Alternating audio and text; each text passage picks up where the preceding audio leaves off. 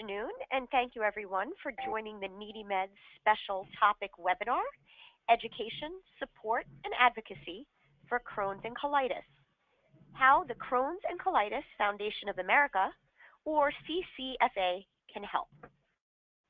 Before we get started, I'm going to go over a few housekeeping tips and introduce myself. My name is Carla, and I am the Education Coordinator here at NeedyMeds. As we go through the webinar, you can feel free to type any questions you may have into the questions section of the GoToWebinar control panel, which you're going to want to keep on your desktop. But keep in mind, we will reserve answering questions until the end of the webinar. If we don't have time to answer your question, we will follow up with you personally via email after the webinar concludes. This webinar will be recorded and will be available for viewing on the NeedyMeds YouTube page soon. We're also happy to email you a copy of the PowerPoint presentation after the webinar for your records or to share with your friends, family, and colleagues. So for those of you who are not familiar with NeedyMeds, we are a national nonprofit organization, and as you can see on that PowerPoint slide, our mission is focused on educating and empowering those seeking affordable health care. And we do that through three primary ways: by providing information on healthcare programs, by offering direct assistance, and by facilitating programs through our website and toll-free helpline. One of the most important ways that we also fulfill educating people, which as you can see is right in our mission statement, is by partnering with other nonprofit organizations to help spread the good work that they do, and also reach out to a population of people that need particular assistance focused around particular diagnoses. With that in mind, it is my pleasure to introduce our panelists today. Jacqueline Spencer, who will be, I believe, conducting the first part of today's webinar, is the Manager of Education Resources at CCFA. And in addition to developing educational publications for patients with IBD, she is also an information specialist for the Irwin M. and Suzanne R. Rosenthal IBD Health Center, answering questions and offering support to patients and their families across the country. The other panelist we're thrilled to have joining us today is Catherine A. Soto. Catherine is the National Manager of Education Programs for CCFA. She has been at the Foundation for 3 years, working to develop web-based educational programs for patients with IBD, or inflammatory bowel diseases. So without further ado, it's my pleasure to go ahead and pass the mic, as well as the screen, over to Jacqueline and Catherine, so they can get started sharing their expertise on this diagnosis. So if everybody will bear with me while we transition. Thank you, Carla. This is Jacqueline. So I'm going to start by just welcoming everyone and just going over what our objectives of the presentation. So first, we're going to provide basic information about inflammatory bowel disease, often referred to as IBD. And then we're also going to provide an overview of CCFA education and support programs for patients and their families. So what is inflammatory bowel disease? So IBD is a chronic disease that causes inflammation in the gastrointestinal tract. There are 4 categories of the disease: Crohn's disease, ulcerative colitis, microscopic colitis, and indeterminate colitis. Crohn's disease is a chronic disease that causes inflammation in the digestive tract or gastrointestinal tract. It can involve any area of the GI tract, beginning at the mouth and ending at the anus, but it commonly affects the small intestine and/or colon. Some of the symptoms associated with Crohn's disease include persistent diarrhea, abdominal pain, rectal bleeding, loss of appetite, fatigue, and fever. Not every person has every symptom, and not all the symptoms have been listed. The second type of disease is called ulcerative colitis, and this is a chronic disease of the colon or the large intestine. It's marked by inflammation and ulcers of the colon or the innermost lining of the intestine. Some of the symptoms include diarrhea, mucus in the stool, bloody stools, bowel urgency, abdominal pain, loss of appetite, and fatigue. Not every person will experience all of these symptoms, and not every symptom is listed. Other types of IBD that you may have heard of are called microscopic colitis and indeterminate colitis. The two types of microscopic colitis include collagenous colitis and lymphocytic colitis. Indeterminate colitis, there are about 10 to 15% of cases in which there's a difficulty in that distinguishing between ulcerative colitis and Crohn's disease. And the symptoms are very similar to UC and Crohn's disease. What causes IBD? So researchers believe that there are three things that contribute to or cause IBD. First, there's a genetic link. So this tends to run in families. Then there's an immune system disturbance. The person's immune system is not operating correctly. And then the third thing is that there is an environmental trigger. Something in the environment caused the person's immune system to come on, and then that immune system did not turn off. Diagnosing and monitoring IBD consists of a number of tests. The test that's needed for your particular case would be determined by your healthcare provider. Some of the tests include things like colonoscopies, x-rays, CAT scans, and blood and stool tests. Again, your doctor would determine which test is best for your particular case. Not every person would require every test listed. So the bad news is that there's no cure for Crohn's disease or ulcerative colitis, but there are effective treatments that help reduce the disease symptoms as well as help to improve or reduce intestinal inflammation. Treatment usually is in 5 categories: aminosalicylates, or 5-ASAs, corticosteroids, or steroids, immunomodulators, antibiotics, and biologic therapies. The treatment most appropriate for you is individualized. Not every patient will use or have to take the same medication. Other continuing treatment options include surgery. So when treatment with medication does not work, your doctor may decide that you might need surgery. The type of surgery that you might require is different for each person. Surgery can help restore the quality of life of a patient, which will help the medication to work better. Again, surgery is different for each individual person. And then finally, one of the things that's also important is diet and lifestyle changes. So if surgery, medication, combined with diet and lifestyle changes, those things can help to improve the life of a person with Crohn's disease and ulcerative colitis. We do have a IBD Help Center. Through the IBD Help Center, we're able to answer disease-specific questions. Also talk with you about support and education programs. You can reach the IBD Help Center Monday through Friday, 9 a.m. to 5 p.m. Eastern Standard Time. And we also have a live chat feature. Some people prefer an online chat, so we can answer questions via a live chat. Again, you can reach us at 694-8872.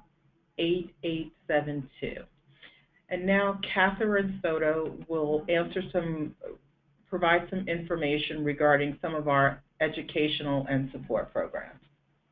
Thank you, Jackie. And Jackie failed to mention or remind you guys that she is one of the friendly faces and voices that you will hear on the other line at the Health Center, and offering a friendly voice and helpful information. And some of the resources I'll go through include some of the things that the IBD Health Center may direct you to. At any point, if there's more information you're searching for regarding these resources, I really encourage everyone to, again, contact the IBD Health Center, and we'll be able to provide and offer some more information. So some of those things include educational brochures, webcasts, online support programs, social media programs, support groups, and other kinds of support connections, and Camp Oasis, among other things I will go through. Brochures and fact sheets are a really great resource we have available. We have over 46 publications. They're available both online and in print, so just before a doctor's visit, if there's some kind of question or some information you're searching for, or even afterwards if you have more questions, these are really great resources to refer to, and you can access them on our website.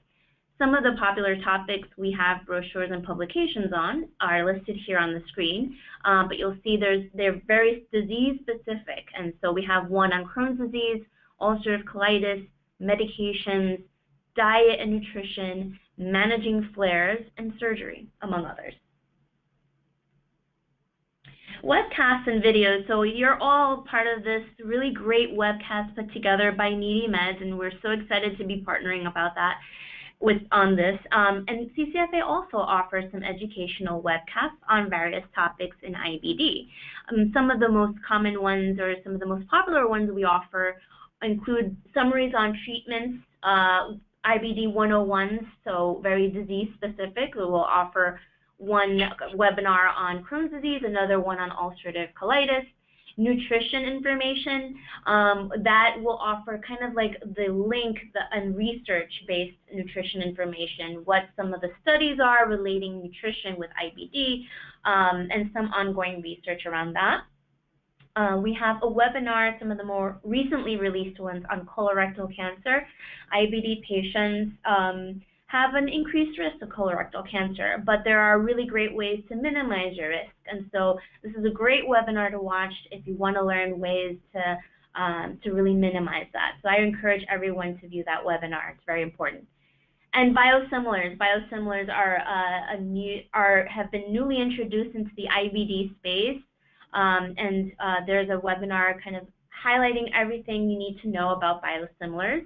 They are biologic therapies that are highly similar to particular biologic therapies. And updates in research, and this runs the gamut from genetics, microbiome, all kinds of research that we have available, any updates we have.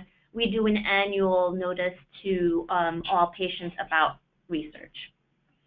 We also have helpful short videos. We know that not everyone can sit down for a whole hour and watch some of these resources and webinars, so we do have very short clips that give you the basic information, maybe in 2-3 minutes tops, of what you should know about certain topics in IBD. And we encourage you to visit our YouTube channel for some of the most recent released videos. The CCFA community website is a really great online community for patients and caregivers to connect with one another and get and offer support in managing IBD. There are discussion forums, and patients are able to offer their story and create a login to do that.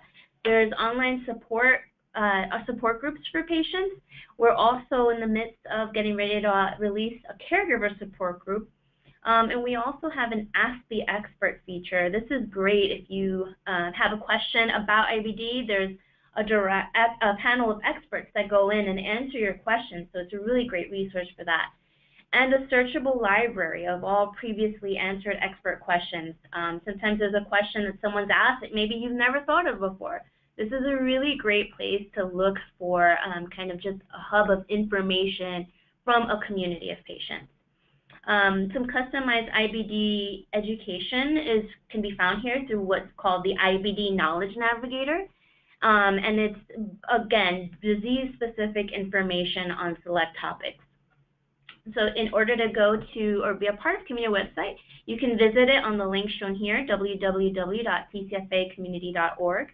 And you can sign in, create a login, register, and really just start taking advantage of the great resource we have available. I'll Be Determined is a website that is very interactive. It's designed to help patients really take a closer look at how they're living with IBD and get encouragement and help you learn about IBD management choices. In this website, you can navigate through 5 decision journeys, and they are listed here below. What's great about this website is not only can you get inspiration from other people who have really taken IBD and learn some management skills and learn how to cope, learn how to live and tackle some of these topics. But you're also able to educate yourself on some very important things that are offered on what you'll see a snapshot of these different topics. So the users of this website can view and share thoughts about IBD and the choices being made to take charge of managing their disease. And to get access to this website, you'll see the link listed there on the screen. GI Buddy is very similar to the I'll Be Determined website. It is mobile-based, so people can access this through their phones, through their smartphones. And it is a disease management tool and helps you track symptoms, treatment, diet, and lifestyle factors. It kind of helps plot things for you. It's a really great resource to kind of check in before your doctor visits, let them know how you're doing. Look, doctor, these are the number of bowel movements I've had in any given period. These are the symptom changes.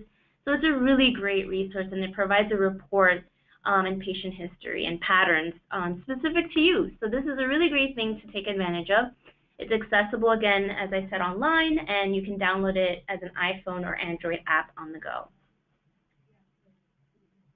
Social media education programs, and actually Jackie is also one of the key leads on our Facebook Live program.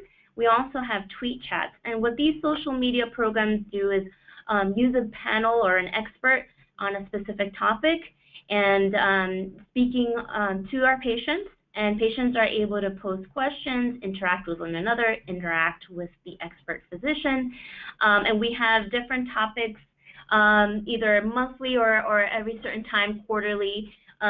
You'll see announcements on our social media pages on how often these programs and when they're going to be hosted. We just recently had a great Facebook Live program featuring our CEO, Mike Loso, who gave announcements and updates on the CCFA. And we're really excited that this is a really great way to touch and reach to our patient audience of patients and caregivers. So if you ever want to follow us, the information is listed on the screen. Support groups and power of 2.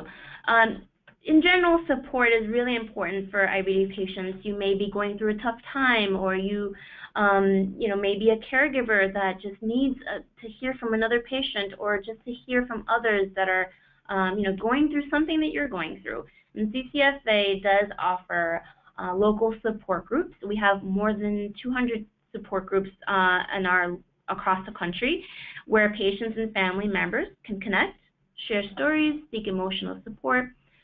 These support groups are led by trained facilitators. We have our trained volunteers out in the field doing this. And you can contact your local CCFA chapter if you'd like to apply to become a support group facilitator, or even if you'd like to just connect to a local support group in your area, you can connect with us through the webpage listed, and we can get you the information you need. The Power of 2 program is meant to be kind of a virtual connection with another person that may have similar experiences as you and can offer some encouragement or some support that way. And that information and that program is also accessible through the link provided below. Camp Oasis is a wonderful, and I can't stress the word fun place for learning, playing, and healing. It's a residential summer camp for children with Crohn's disease and ulcerative colitis, and it provides them really a safe and supportive camp community. We offer several camp sessions throughout the summer months, and there are various camps located across the country. If you want more information, know of someone that may be interested in attending Camp Oasis, a child, please share or visit the link that you see on the screen here for more information. We do offer some scholarships available for families that are in need. And very importantly, be an advocate. Being an advocate is really, sharing your story however you can, encouraging others, but also there's being an advocate in legislation and encouraging your legislators to support some of the things that CCFA sees as a priority for the patient community in general. Some of the things you can do today and to take action and be an advocate. You can sign up for the Advocacy Network.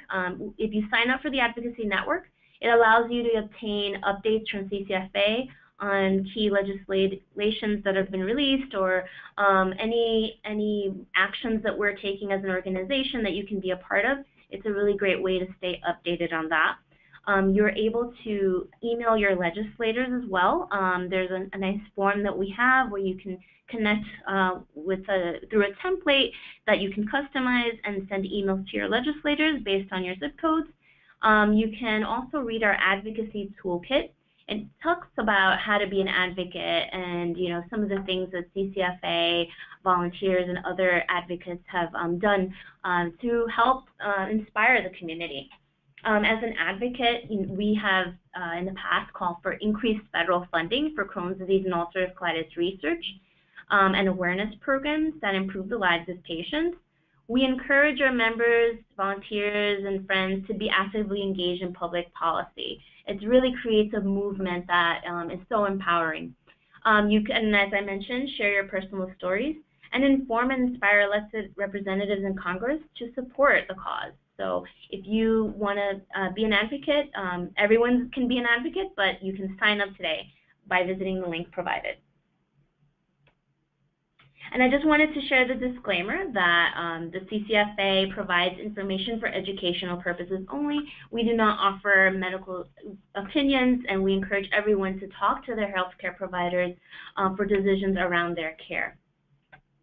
And that concludes our portion of the presentation. And Carla, I'm going to hand it over to you for the question and answer session. Fantastic. Thank you so much. And when you're ready, you can just give me control as well. I've got the mic back, and you can pass over the screen to me when you get a moment. And in the meantime, I will thank you, Catherine and Jackie, for putting on this very robust and informative webinar. A few things that really struck me the most. I really appreciated the way you broke up the webinar between the diagnoses related information and then how people can become well informed and advocate for themselves.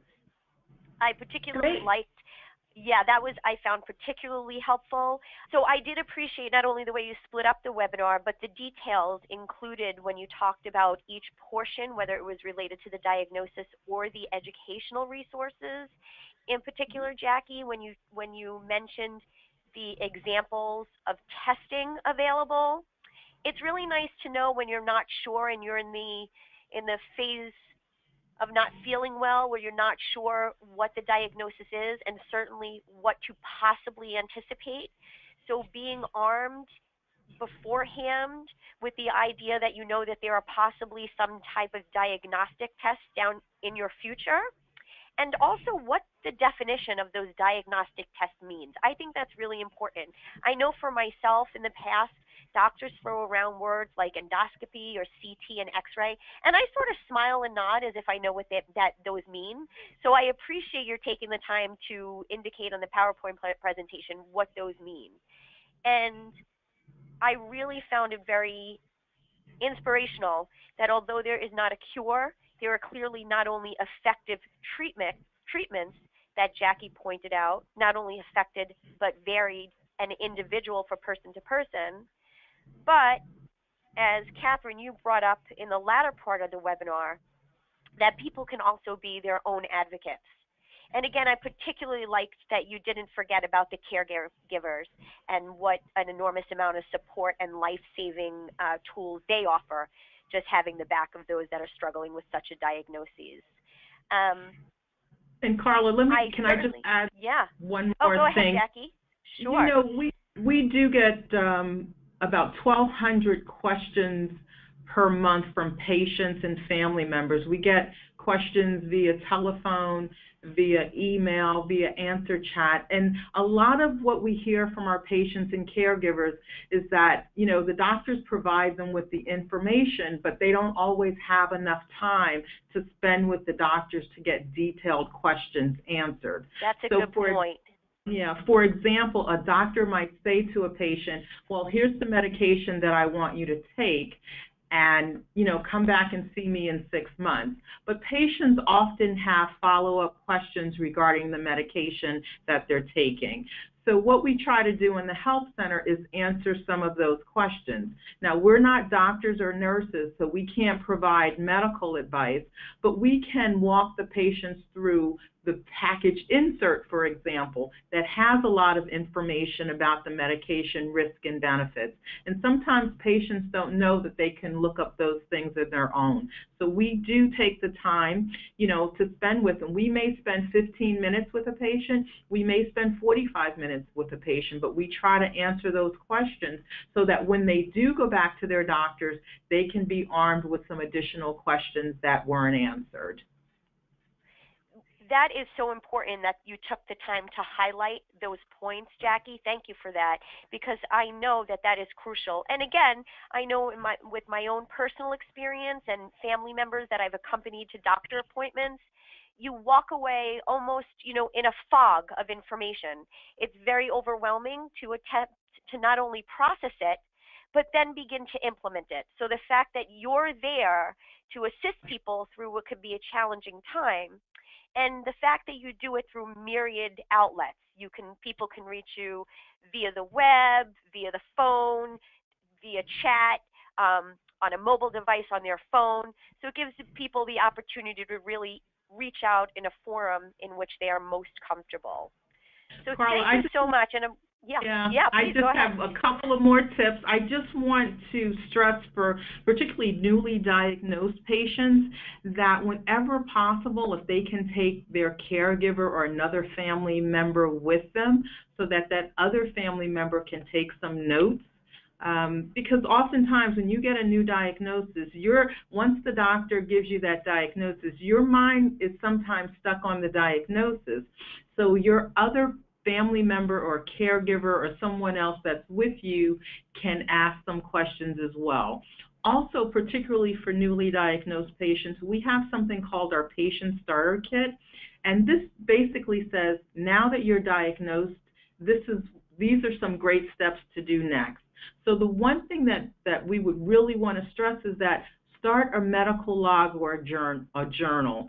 Anytime you have a question, write that question down in your journal. If the doctor has recommended some tests and you have the results, write the results in that journal. If you have a new medication, write down when you're taking it, the dosage and the frequency, because those things may change over time.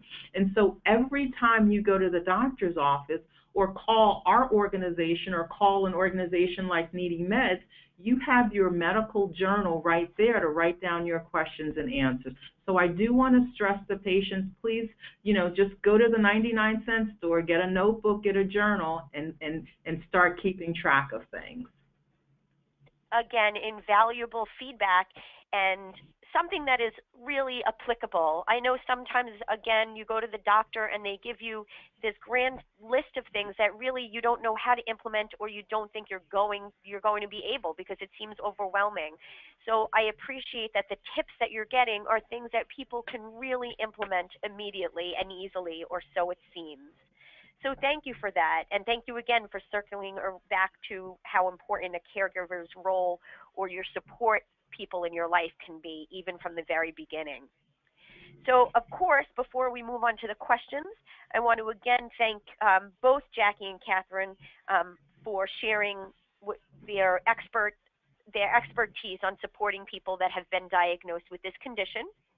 And I, of course, want to point out that we also encourage you to turn to NeedyMeds for additional resources.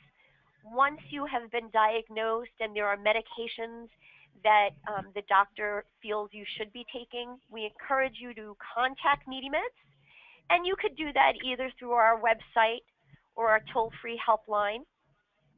And let us know the list of medications, the dosage that you take, and we will do our best to see if there is a prescription assistance program or any cost savings program available to help you save some money on that medication. Another program which can help you save money are diagnosis-based assistance programs, and those are programs for costs associated with healthcare conditions or diagnoses, but aren't necessarily medication. For example, let's say we find you a cost-saving program for a medication that was prescribed, but how are you going to get to that facility, for example? Or let's say you need assistance with copay cards, or let's say you actually need help cleaning your house. Diagnosis-based assistance programs offer assistance for medical expenses that fall outside the need umbrella of medications. And of course, finally, we do offer the NeedyMeds drug discount card. We at NeedyMeds, we actually hope you don't need to use our drug discount card. Our hope, of course, is everybody is well insured and can cover their expenses on their own. If that's not a possibility, our first goal is to connect you with a program that will help you save money on that particular medication or healthcare need. And if we can't do that, we will then recommend using our drug discount card. Of course, I recommend a few things at this point. Calling our 800 number again, which is right there, getting in touch with me if you have questions. And also, when you check out our website, see if you can also participate in later webinars, which will include overviews on how you can find the resources you need on the NeedyMeds website. Now, with that in mind, I'm going to go ahead and take a break just for a moment and give our audience a chance to send us questions. And again, you can type in the questions that you may have in the questions section of your GoToWebinar control panel. As I indicated earlier, this webinar has been recorded. I don't see any questions coming in at this time, but please know you can feel free to send me questions at carla@needymeds.org if they're related to NeedyMeds, or you can go ahead and shoot a question to info@ccfa.org, or give them a call at the 888 number on the slide of your PowerPoint presentation. So I'll go ahead and wrap up the webinar, and as I said, I'll also be providing everybody that participated today with a copy of the PowerPoint slides. And we do very much look forward to keeping in touch with you and hope that you sign up for future webinars. Thank you again, Jackie and Catherine, for taking time out of your day. And also, I'll follow up with the both of you because my mind is working on how further NeedyMeds can partner with you guys. So thank you again for your time. Thank you. It was a pleasure. Thank you, and have a wonderful afternoon. And everybody that's listening, we'll be in touch. Take care. Bye-bye.